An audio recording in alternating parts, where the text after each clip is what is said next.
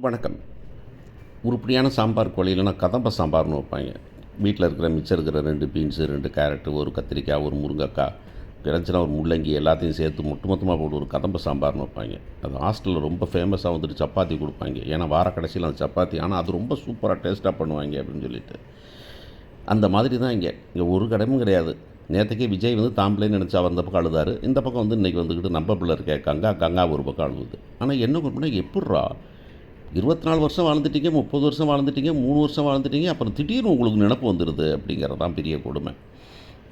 இன்றைக்கி பார்த்தீங்கன்னா வந்துக்கிட்டு திடீர்னு வந்துட்டு ஒரு ஃபோனில் பார்க்குது. ஃபோனில் பார்த்தாக்க வந்துட்டு ஒரு பொண்ணு சொல்லுது, நான் வந்துட்டு இப்படி சொந்தத்தில் கல்யாணம் முடிச்சேன், அதனால் குழந்தையே இல்லை, குழந்தைக்கு பிரச்சனை வந்துருச்சு, இதாகிடுச்சு அதாகிடுச்சுன்னா ஐயோ நான் சொந்தத்தில் கல்யாணம் முடிச்சிட்டோமே அப்படின்னு இப்போ தான் ஞாபகம் வருது இந்த பிள்ளைக்கு.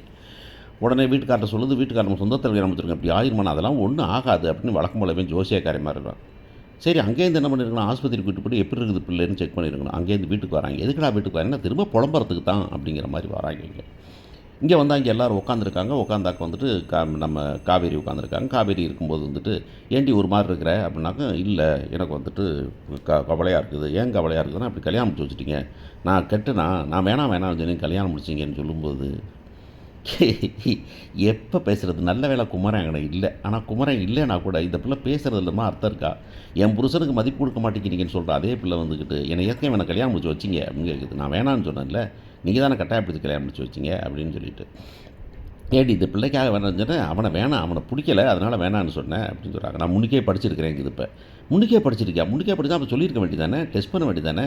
அதாவது சொந்தத்தை கல்யாணம் முடிக்கிறது ரத்த சொந்தம் வந்து பிரச்சனை இருக்குது அப்படின்னாலும் கூட எல்லாத்துக்கும் பிரச்சனையாக இருக்குங்கிற அவசியம் இல்லை. அதுக்கு என்ன மாதிரி இருக்கும் டாக்டரை பார்த்துருக்கலாமே அப்படின்னு. ஆனால் என்னென்ன நமக்கு வேணுங்கிறதெல்லாம் இப்போதைக்கு இன்றைக்கி வந்து அழுவுறதுக்கு என்னது, விஜய் அழுதாரு இப்போ கங்கா பண்ணுறதுனால பண்ணுங்க அப்படின்னு. ஆனால் விஜய் அழுகும்போது சென்டிமெண்ட்டாக மியூசிக் போட்டவங்க இன்றைக்கி இந்த பிள்ளைக்கு டொன்டான் டான் அப்படின்னு ஒரு காமெடி மியூசிக் போட்டு சென்டிமெண்ட்டை கேவலமாக்கினது அப்படின்னாக்கா, இது சென்டிமெண்ட்டாக இல்லை வந்து ஜோக்கா அப்படின்னு வந்துட்டு இந்த மியூசிக் போடுறவனுக்கே எடிட் பண்ணுறவனுக்கே தெரியலை அப்படின்னாக்கா, எடிட் பண்ணுறவருக்கே தெரியலை அப்படின்னாக்கா என்ன மாதிரி கதையை கொண்டு போயிட்டுருக்கோம் அப்படின்னு தான் பார்க்க வேண்டியிருக்கு. உடனே வந்துக்கிட்டு சாரதா அதை விட கொடுமை. சாரதா வந்துக்கிட்டு சாதா தோசை அப்படிங்கிற மாதிரி.